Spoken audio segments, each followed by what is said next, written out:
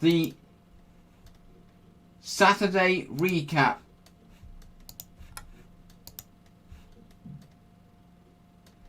After a very action-packed day here. Sorry, I'm not sure that the stream started as planned there, but it seems to be working fine now. After a very action-packed Saturday at the Red Bull Ring. And the main headlines from today is an all Mercedes front row. But it was still a very interesting qualifying session. You had the likes of Lando Norris qualifying in 4th place on the grid. You had the shock of a Ferrari failing to make it into Q3. So, let's discuss the qualifying session. But firstly, let's discuss the background going into the hour that we had.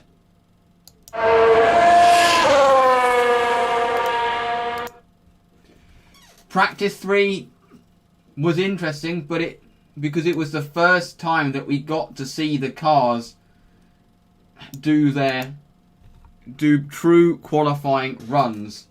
Once again, it was the two Mercedes who topped the time sheets, and Verstappen did actually show signs that he could be close, and Racing Point showed some really good pace as well. But elsewhere, Racing Point showed really good pace, but elsewhere, Ferrari once again had real concerns. And of course, the most major thing to happen in Practice 3 was Nicholas Latifi putting it in the wall, the most major incident. He put it in the wall, which surely knocked his confidence going into qualifying after getting too much power on the exit and getting a swapper and going into the barrier. As you can see on the screen, that was the end result. But they were able to get the car out for qualifying. So now let's talk about qualifying.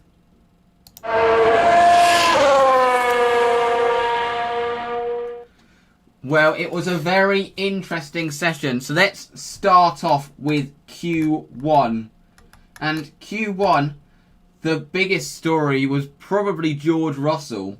Because I was saying before that George Russell was going to have his moments with the Williams being closer to the pack. And sure enough, he did. He managed to get that car into 17th on the grid, ahead of the two Alfa Romeos who had a dismal session. Out of Q1 was Kevin Magnussen, George Russell, Antonio Giovinazzi, Kimi Raikkonen and Nicholas Latifi, who starts at the back of the grid. Q2 is where we had one of the biggest shocks in the form of Sebastian Vettel failing to make Q3. And to be honest, considering Ferrari's lack of pace, this wasn't that much of a surprise. It was really close to two cars going out of Q3, as Charles Leclerc was literally on the bubble. I mean, it looks like Vettel would have a lucky escape, but then Alex Albon pulled a lap out of the bag and qualified in 11th on the grid. Well, not qualified in 11th. He pushed Vettel back into 11th on the grid. So, out of Q2 was Sebastian Vettel, Pierre Gasly, Danny Kvyat, Esteban Ocon, who had a disrupted practice, so that explains why he had less preparation, and Romain Grosjean. So, moving on to Q3, and this is where it got serious, and there were some surprises, as you would expect that it would have been that Racing Point would top the midfield. But Lando Norris pulled off probably the lap of the day, and he managed to qualify in an incredible 4th on the grid. It was a really good lap from him. to even split the two Red Bulls. I mean, Alex Albon didn't really do a bad lap. Just Lando Norris did a really good lap. That maybe the McLaren is quicker than everyone previously thought. So, Charles Leclerc qualified in 7th, which was probably the best that car could manage. I mean, people were talking about Racing Point being on par with them, but not only are Racing Point seemingly faster, but it seems that McLaren are faster as well. And even Renault are on par with them. It's just really not been a good start to the season for them, for Ferrari. But then we get to the battle for pole. Verstappen qualified in 3rd. He could not get on terms with the two Mercedes. And in the first runs, it was first blood to Valtteri Bottas, who managed to beat out Lewis after Lewis, I believe, made a slight mistake at turn 1. And then you had an interesting scenario where Bottas actually went off the track on his final lap. And he did a really good job to keep out the way. There was certainly no controversy like Monaco 2014, where people were speculating that Rosberg brought out the yellow flag on purpose.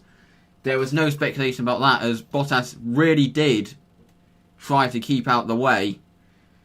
And Lewis did say that the yellow flag did not disrupt him, but he still wasn't able to beat Bottas's time. So, taking a look at the starting grid for tomorrow's Austrian Grand Prix. On pole position, we have Valtteri Bottas, who will be followed by his teammate Lewis Hamilton. Max Verstappen starts in 3rd, ahead of Lando Norris in 4th. Alexander Albon starts in 5th, ahead of Sergio Perez in 6th. Charles Leclerc in 7th. Carlos Sainz in 8th. Lance Stroll was slightly disappointed with 9th. And Daniel Ricciardo, he was actually disrupted by a yellow flag, and he criticised the stewards, for the race director, for bringing out the yellow flag, which prevented him from being able to improve from 10th. As mentioned before, it's from 11th to 15th, it's Vettel, Gasly, Kvyat, Ocon, Grosjean, and from 16th to 20th, it is Magnussen, Russell, Giovinazzi, Raikkonen, and Latifi. So, that is your grid for tomorrow.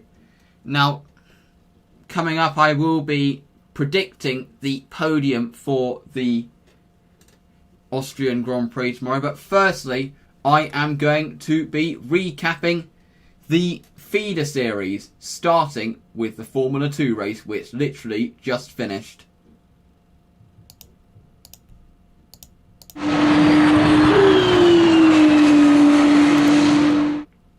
So, we saw a very exciting Formula 2 race which took place literally just a moment ago. And it was quite an exciting race. It was a very exciting race. So, I'm going to visualise it through the images. I mean, as I mentioned in the comment section, all the images belong to Formula 1, so... And I'll just use for journalism purposes. So, we have the start of the race, and Callum Ilott got a lightning start. And he really was able to make a jump. He jumped from 3rd to 1st and was leading by the first corner.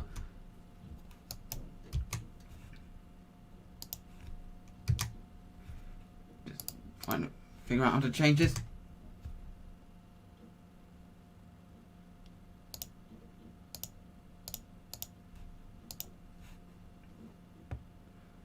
But Guan Yu Zhu was having none of it. As you can see, he managed to strike back, and he was able to repass Callum Ilott, and he took back the lead. I mean, there were a few teething issues.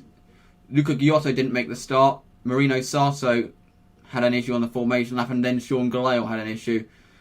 I mean, Guan Yu Zhu led most of the way at the start, and he was followed by Ilott and Schumacher, as you can see.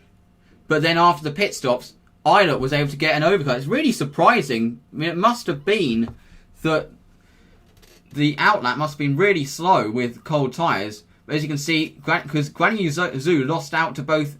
Because first Ilott managed to get ahead of the head of Zhu, and then Schumacher managed. And then Mick Schumacher managed to get ahead.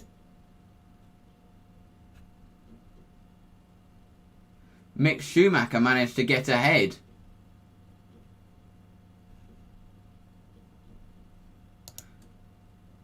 Mick Schumacher managed to get ahead of...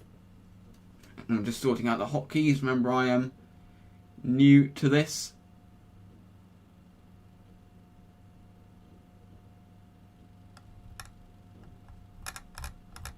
I am new to this sort of streaming thing.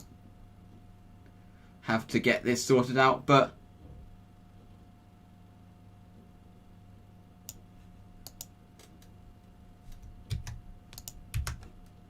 it was a very interesting race.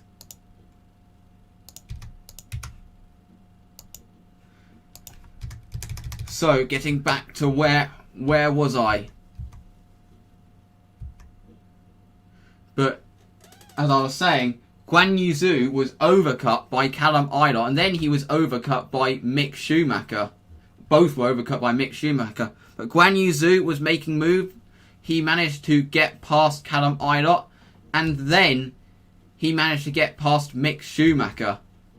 Callum Ilott quickly followed suit in, and Guan Yu, I mean, there were speculations whether Ilott was going to be able to catch Zhu, but Guan Yu Zhu, the gap was very stable, and he seemed to have Ilott covered. But absolute heartbreak struck him. You had to feel for the guy when his car cut out. I believe it was a gearbox problem. That's what it sounded like, that he could not shift gears. It was a real shame, and I think he did really have his first Formula 2 win in the bag. But it wasn't to be because his car let him down. And then Artem Markelov brought his car to a stop after some kind of issue with his car. And it brought out the safety car. And then on the restart, Mick Schumacher went off, who was running in second. He went off and dropped outside the points, and I believe that he managed to fight back to like 11th in the end. But this was a self-inflicted wound, and this allowed Ilott to get away. The interest at the end was, would Schwartzman get ahead of Armstrong, who'd undercut everyone in the pit stops. He pitted earlier than everyone else, and he drove a really good race. He managed to fend off Schwartzman for second, but Callum Ilott won the race, followed by Marcus Armstrong. Then it was Robert Schwartzman. So, looking at the result, it's Ilott who won the race ahead of Marcus Armstrong. Robert Schwartzman finished in third ahead of Christian Lundgaard, who had a really good start to the season. Dan Ticktum almost managed to pass Lundgaard for fourth, finishing in fifth. Giuliano Alesi finished in sixth ahead of Louis Delatrez, and Felipe Dragovic finished in eighth. Nobuharu Matsushita finished in ninth, with Roy Nissany driving a good race, getting the final point. Mick Schumacher finished in 11th. Jehan Daruvala was the lead of the two Carlins after he was hit by his teammate on the first lap. Pedro Piquet finished in third ahead of Mazepin, who had a 5-second penalty. Aitken, who had a 10-second stop-go penalty. Samaya Zhu still finished the race, and Tsunoda finished a lap down in 18th. With the retirements being Markelov, Gelael, Sato and Kyoto never got started.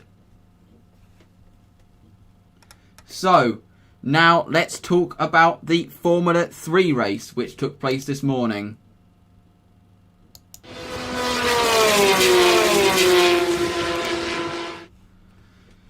So it was an interesting Formula 3 race that we saw take place.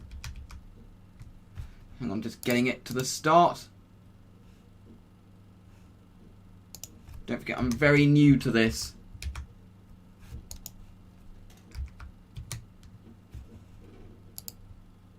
Don't forget, I am very new to this, so expect to have a few teething issues, and it's because I've got it on automatic. So, now, here we are. It was Fernandez who was on pole position, but his race ended almost immediately.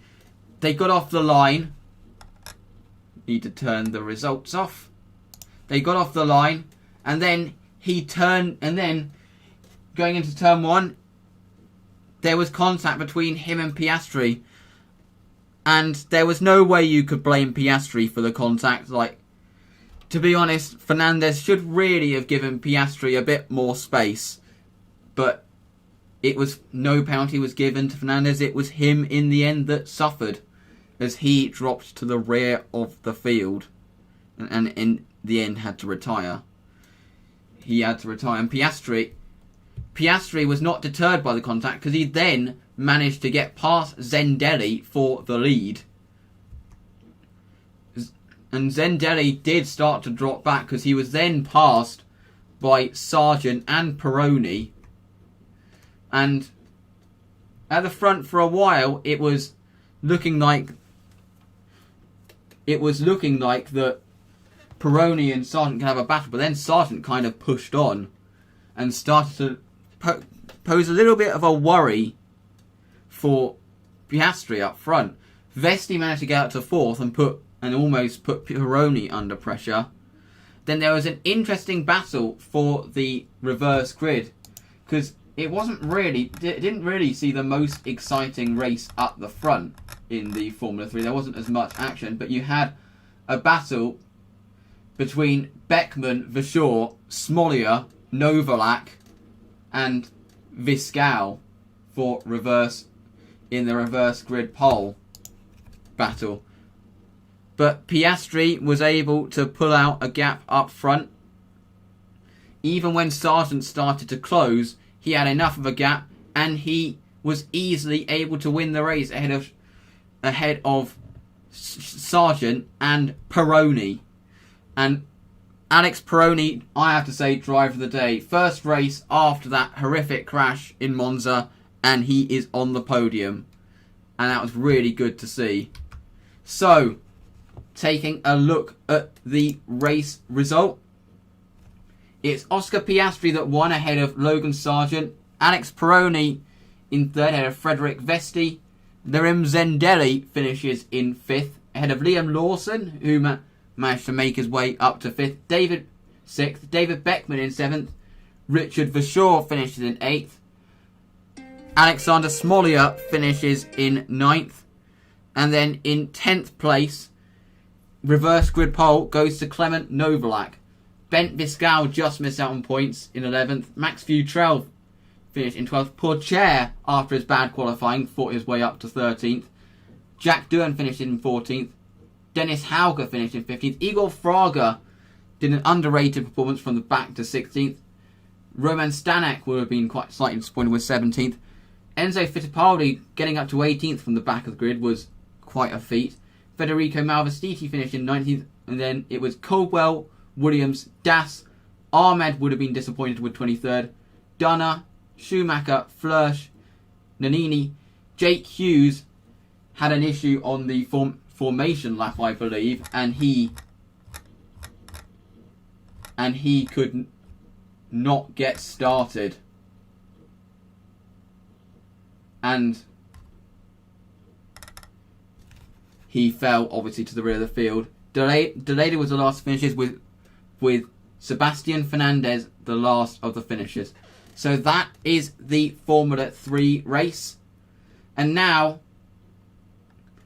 I am going to predict the race. Now let's go back to the Formula 1 for tomorrow. What do we have in store for tomorrow's Austrian Grand Prix? Well, looking at the grid, my predictions for the race. In third place, I am going to put Valtteri Bottas in third place. The reason I think he will finish behind he'll finish behind a non-Mercedes car is because Max Verstappen, he's starting on the medium tyres tomorrow. He was able to get to Q3 on the mediums, and he starts in second. And he will start in third, and he will have a bit of an advantage. But I don't think it's going to be enough to beat Lewis Hamilton. I think it's going to be hard to beat him tomorrow because he has been very fast over the weekend, and I think that it's going to be Lewis Hamilton's race win tomorrow. So, thank you very much for watching the Saturday recap, and we will see you tomorrow post-race for the race day recap. We'll see you tomorrow where I'll be reviewing what is set to be a very interesting Austrian Grand Prix. Goodbye.